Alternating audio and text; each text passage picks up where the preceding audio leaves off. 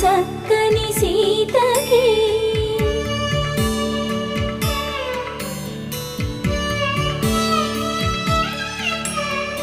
ఎర్ర జాబిలి చేయి రాముడేడని అడుగుతుంటే చూడలేదని పెదవి చెప్పే చెప్పలేమని కనులు చెప్పే నల్ల పూసైన